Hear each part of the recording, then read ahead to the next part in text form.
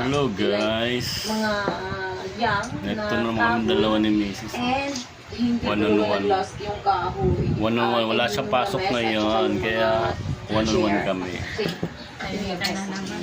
Ito naman yung pulutan namin. Ang ngit dito. Diba? Tips lang mga guys. Pag kayo naginom ng asawa nyo, huwag na kayo pupunta sa ibang bahay. Mahirap na. Diba? Hindi mo, pag nalasing kayo, hindi mo na alam mangyayari. Ang very worst talaga. Baka yung kumpare mo, may pagnanasa na sa asawa mo, mahirap yun. Kaya pag kayo uminom ng mag-asawa, bahay lang. Okay na yun. Diba? Kaway-kaway naman dyan, Beng. Ay, mukha mag-gano'n.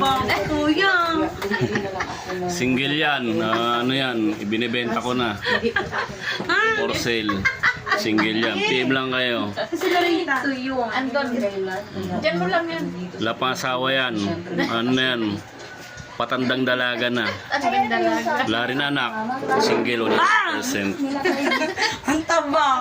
Single. PM lang kayo kung magkano.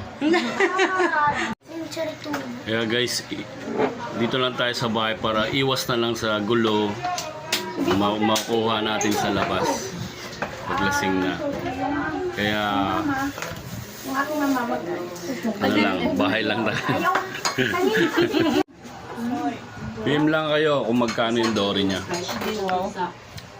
Baka magkasundo tayo sa presyo, di all in na yan. Oh my